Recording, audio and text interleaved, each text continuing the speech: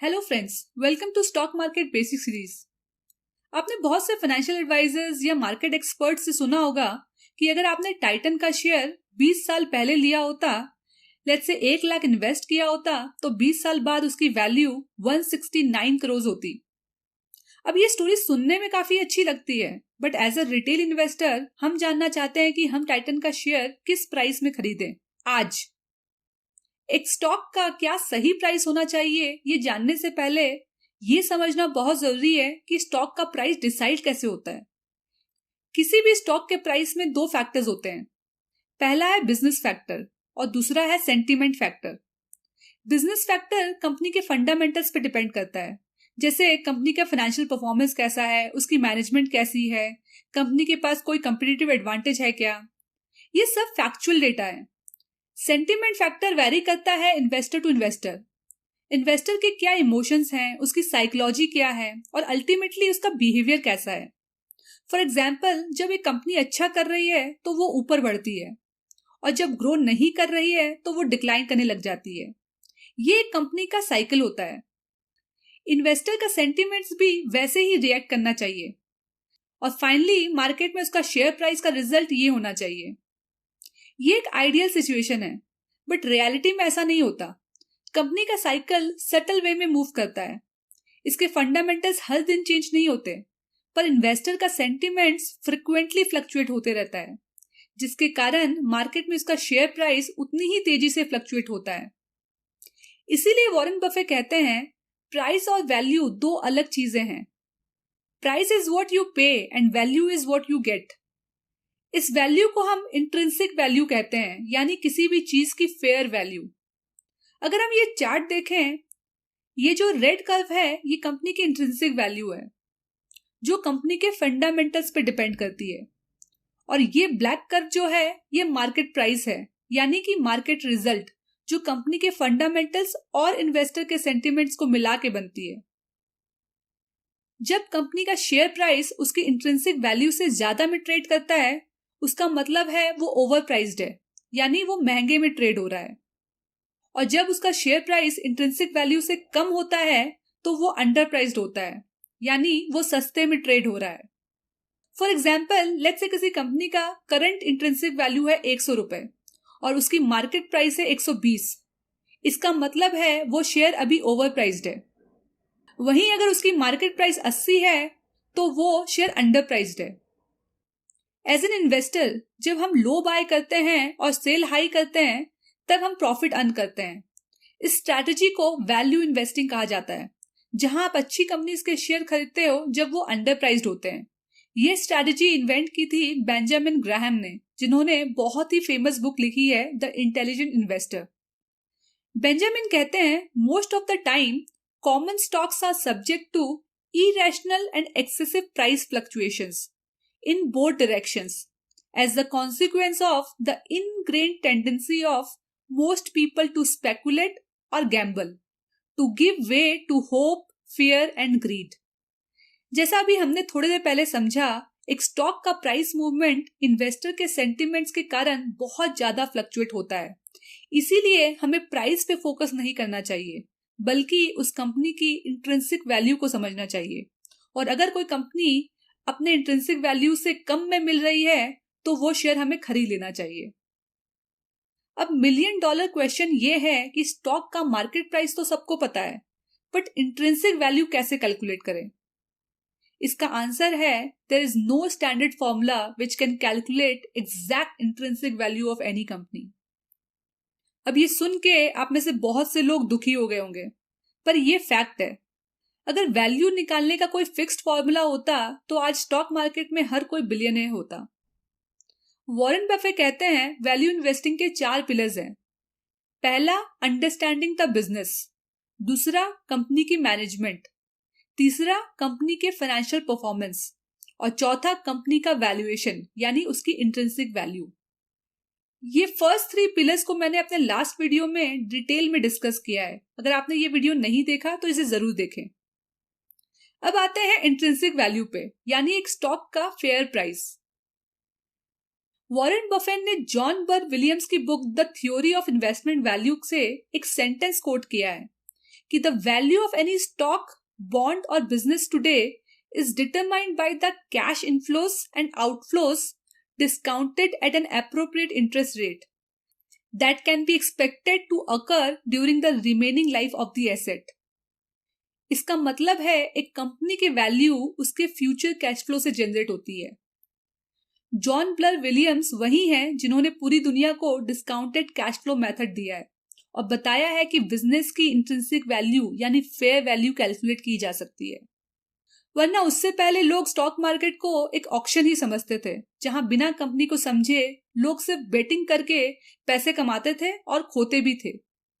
अब समझते हैं कि Warren Buffett discounted cash flow method से इंट्रिंसिक वैल्यू कैसे कैलकुलेट करते हैं। पहले हम एक जनरल एग्जांपल से डिस्काउंटेड कैश फ्लो मेथड को समझेंगे और उसके बाद एक लिस्टेड कंपनी के स्टॉक को वैल्यू करेंगे। लेट्स से एक सुपरमार्केट है, ये 30 साल पुराना है। इसका ओनर ओल्ड हो गया है और वो रिटायर होना चाहता है। वो एक इन्वेस्टर ढूंढ रहा है जो इस स्टोर को खरीद ले। आपको अपने फ्रेंड से स्टोर के बारे में पता चलता है और आप स्टोर को खरीदने में इंटरेस्टेड हो जाते हो। पहले आप इसके बिजनेस को समझते हो कि ये कैसे ऑपरेट होता है। आप देखते हो कि इसके कस्टमर्स रेगुलर हैं और रेगुलरली इससे शॉपिंग कर रहे हैं। आपको बिजनेस सही लगता है। फिर आप मार्केट से इसकी मैनेजमेंट के बारे में पता लगाते हो, तो आपको अच्छा फीडबैक मिलता है कि ओनर एक अच्छा आदमी है और अपने बिजनेस को इंटीग्रिटी के साथ चला रहा है। अब आप ओनर से इस कंपनी के फाइनेंशियल्स लेते हो और उसे डीप में स्टडी करते हो और आपको पता चलता है कि कंपनी अच्छा सेल्स कर रही है और कंपनी के पास कोई डेट भी नहीं है। तो अब आता है कि कंपनी को किस वैल्यू पे खरीदना चाहिए, यानी इसकी इंट्रिंसिक वैल्यू क्या होनी चाहिए। इस कंपनी का एनुअल प्रॉफिट है 24 लाख।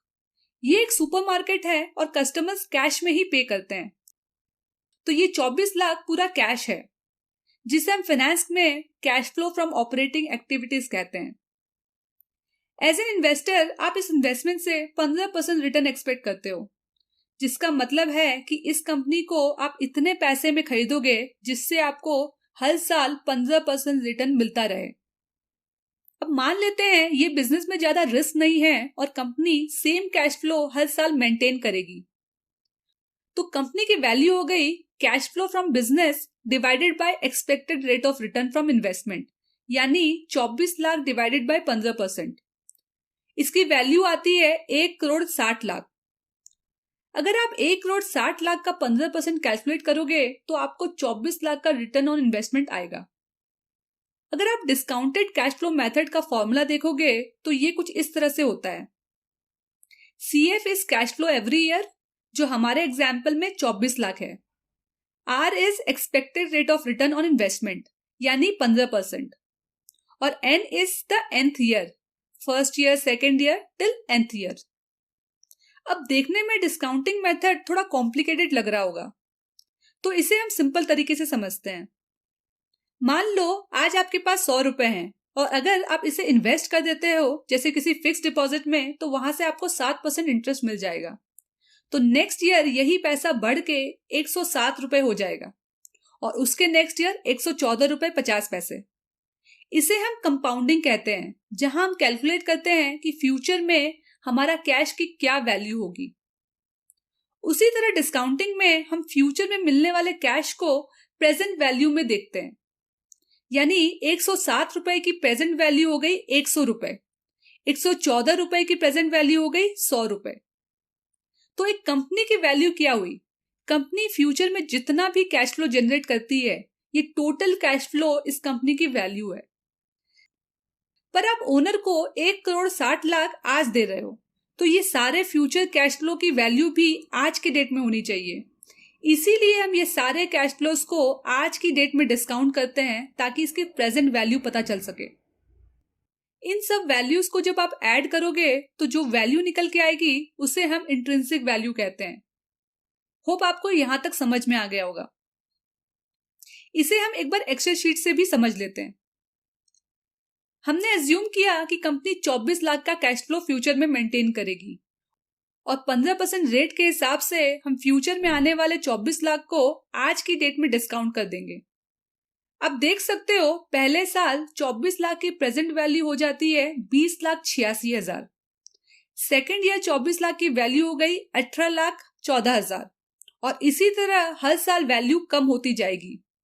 इनफैक्ट एक टाइम ऐसा आएगा जब इंट्रिंसिक वैल्यू 1 रुपए से भी कम होगी, क्योंकि टाइम के साथ साथ पैसे की वैल्यू कम होती जाती है। इसीलिए कहते हैं 1 rupee in your hand today is worth more than the rupee you are going to get tomorrow or the day after। क्योंकि आज आपके पास जो पैसा है इसे अगर आप इन्वेस्ट कर देते हो तो कल आपके पास इससे ज्यादा पैसे होंगे। अगर आप इन सब डिस्काउंटेड वैल्यूज को ऐड करोगे तो टोटल वैल्यू होगी 1,60,00,000, जिसे हमने अभी थोड़ी देर पहले बहुत ही सिंपल तरीके से कैलकुलेट किया था। तो ये हो गया एक प्राइवेट कंपनी का वैल्यूएशन। अब आते हैं एक लिस्टेड कंपनी के वैल्यूएशन पे। यहां भी हम डिस्काउंटेड कैश फ्लो के थ्रू कंपनी की इंट्रिंसिक वैल्यू निकालेंगे। तो हम एग्जाम्पल के लिए एक एफएमसीजी कंपनी चूज कर लेते हैं, हिंदुस्तान यूनिलीवर लिमिटेड। अगर आप इसका कैश फ्लो स्टेटमेंट देखोगे तो एचयूएल का cash flow from operating activities 2022 में 9,048 करोड़ था। वॉरेन बफे कहते हैं अगर कंपनी के ऑपरेटिंग कैश फ्लो से मेंटेनेंस कैपेक्स हटा दें तो जो भी बचता है वो एक्चुअल ओनर की अर्निंग्स होती है, यानी वो पैसा जो ओनर्स के लिए बचता है।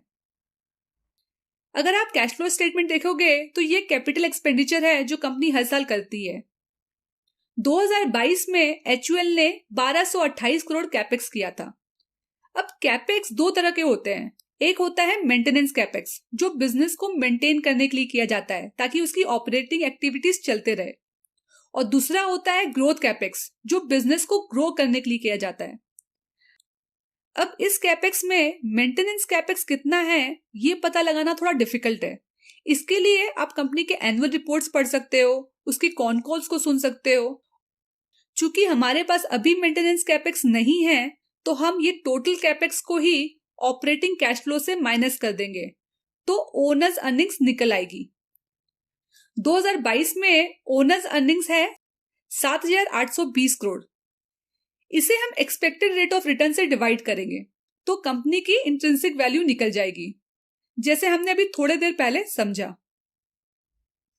वॉरेन बफे कहते हैं अगर हम एक गवर्नमेंट बॉन्ड में इन्वेस्ट करते हैं तो हमें बिना कोई रिस्क लिए एक रिस्क फ्री रिटर्न मिलता है। तो जब हम एक कंपनी में इन्वेस्ट करें तो हमें एटलीस्ट रिस्क फ्री रिटर्न तो मिलना ही चाहिए। अगर आप इंडिया का 10 ईयर गवर्नमेंट बॉन्ड यील्ड देखोगे तो 7.3% आता है। ओनर्स अर्निंग्स यानी 7,820 crore divided by risk free rate of return 7.3% करेंगे तो कंपनी की इंट्रिंसिक वैल्यू निकल आएगी 1,07,000 करोड़। अब कंपनी का करंट मार्केट कैपिटलाइजेशन देखें तो 5,95,000 करोड़ है। तो हम कह सकते हैं कि कंपनी अभी ओवर वैल्यूड है। हमने जो अभी इंट्रिंसिक वैल्यू कैलकुलेट किया है इसमें बहुत सारे फ्लॉज भी हैं। जैसे सबसे पहले हमने टोटल ओनर्स अर्निंग्स में टोटल कैपेक्स माइनस किया है, जबकि हमें सिर्फ मेंटेनेंस कैपेक्स ही माइनस करना है। दूसरा, हमने एज्यूम किया कि कंपनी का कैश फ्लो हर साल स्टेबल रहेगा, पर कंपनी ग्रोथ कैपेक्स भी कर रही है और फ्यूचर में इसका कैश फ्लो ग्रो होगा। अब ये कितना ग्रो होगा ये कहना थोड़ा मुश्किल है, बट बहुत से एनालिस्ट पास्ट परफॉर्मेंस के ग्रोथ के हिसाब से फ्यूचर ग्रोथ को एज्यूम कर लेते हैं। वैल्यूएशन में ग्रोथ एक बहुत इंपॉर्टेंट रोल प्ले करता है, पर ये इतना सब्जेक्टिव है कि इसे कैलकुलेट करना बहुत डिफिकल्ट है। अगर आप स्टार्टअप कंपनीज का वैल्यूएशन देखें तो एक रिटेल इन्वेस्टर कभी भी समझ नहीं पाएगा कि कंपनी कैसे वैल्यू हुई है। रिसेंटली मम्मा अर्थ जो एक पर्सनल केयर ब्रांड है उसने अपना आईपीओ अनाउंस किया है। अगर आप इसके फाइनेंशियल्स देखो तो 2022 में इसकी सेल्स है 943 करोड़ और नेट प्रॉफिट है 14 करोड़ और इसका ऑपरेटिंग कैश फ्लो है 44 करोड़। इस पे कंपनी $3 बिलियन का वैल्यूएशन एक्सपेक्ट कर रही है। अब ये सही है या गलत इसे हम कभी और समझेंगे, बट द पॉइंट इज कोई भी कंपनी का इंट्रिंसिक वैल्यू कैलकुलेट करना आसान नहीं है। इसमें कंपनी को डिटेल में एनालाइज करना बहुत जरूरी है। इसीलिए मैंने कहा था इंट्रिंसिक वैल्यू कैलकुलेट करने का कोई स्टैंडर्ड फॉर्मूला नहीं है। लोग अपने हिसाब से ग्रोथ एज्यूम करते हैं और कंपनी को वैल्यू करते हैं। तो एज ए रिटेल इन्वेस्टर हम वैल्यू इन्वेस्टिंग कैसे करें? आने वाले वीडियोस में हम समझेंगे कि हम अंडर वैल्यूड स्टॉक्स को कैसे पिक कर सकते हैं। तो नेक्स्ट वीडियो को जरूर देखिएगा। होप आपको ये वीडियो से कुछ सीखने मिला होगा। लाइक करके जरूर बताइएगा। मिलते हैं नेक्स्ट वीडियो में। Take care.